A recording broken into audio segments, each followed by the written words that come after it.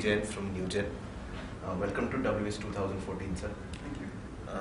First, can we start by you telling us about what you are into and how your foray into education has been so far? How has been your experience?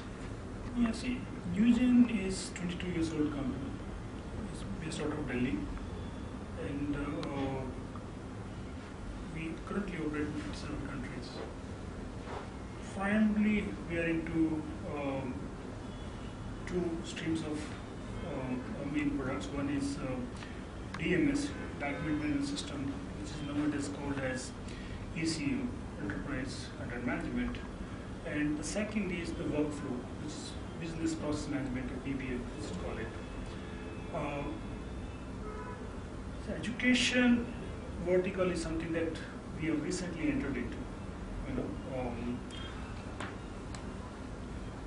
Technologically, I can tell you we are the only company, not only from India, but from all of Asia, on Gartner's Magic Quadrant for last many years. And the company has 42 patents, on technology, out of which about 16 are only on imaging alone. So our forte is the IT products. We are not primarily into services like many of the other IT companies do in India. Ours is IT products, and that's what our forte, and that's what we concentrate on. All our new launch that we have virtually concentrate around these two suites of products, that is DMS and the VPN. How has been your experience so far? Education, as I understand, is something new. Just you mentioned that it's something new for you. Yeah. So, how has been the transition into education? See, education is something that, as I said earlier, DMS, which is a repository for storing electronic documents, which is a sophisticated one. World-renowned product is called OmniDocs, and the workflow is OmniFlow. That's the product name, and these two are complementary for each other, and they work together. In any environment where you need to store electronic documents and process them for business purposes, so you need a combination of both. And because both products are complementary for each other, they fit into an environment like education vertical as well. And here, currently we are confining ourselves only for evaluation of descriptive answer skills in the education vertical. We are not into prime education delivery. Newgen's current involvement with this vertical called education is to facilitate and help the institutions, universities, education boards, post-examination to do the evaluation on computers as against currently system of paper. Okay. Can you name a few institutions that are involved with you? It's a very recent launch. We are in the process of doing a couple of POCs, in India. But this technology is very, very new, and probably we are the only one an Indian company doing it. There are a couple of others, but they have collaboration with some foreign companies. Okay. We probably are the only Indian company having this product indigenously. Are you also reaching out to state governments and for central universities or state universities? Yes, we have done. As I said, we are about to start a POC for one of the state education board. Okay. We are also in touch, in fairly advanced stage with a few universities to undertake this assessment on computer, and we are pretty hopeful of finalizing it pretty soon. Okay. Yeah. Okay. What's the response that you are getting from the private sector and the government institutions on this? Are they wary? I mean, we understand that when you bring technology, there is resistance Yes. to this kind of change. So, what has been your experience on this front? See, any change is difficult. Any change is difficult, as you said. However, there is an acceptance of technology nowadays, irrespective of the vertical we go to. Now, it takes time for them to be convinced that this is the right way to go. In education, some of the good colleges, good universities, are using technology for party education today. There it becomes a little easier to adopt these technologies that we are talking about.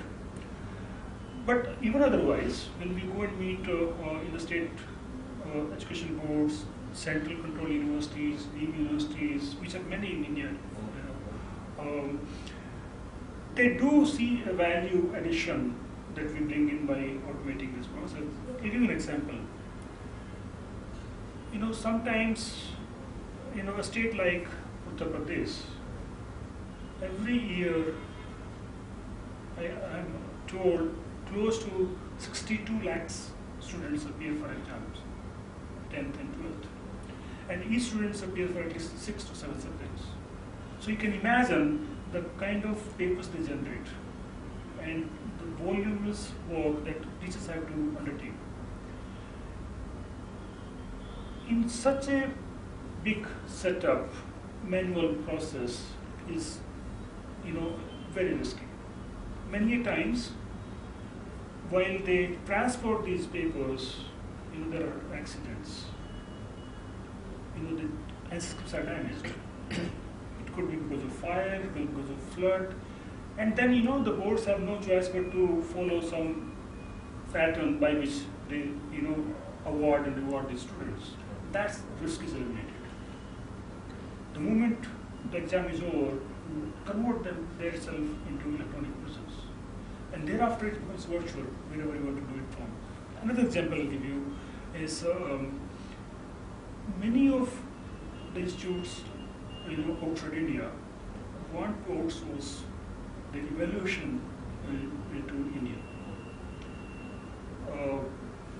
How is that going to happen? Simple process. Digitize and download. So that's catching up. Now, in India, this whole process of, first, let me ask you, are you only limiting yourself to school examination markings? Or are you also talking about higher education?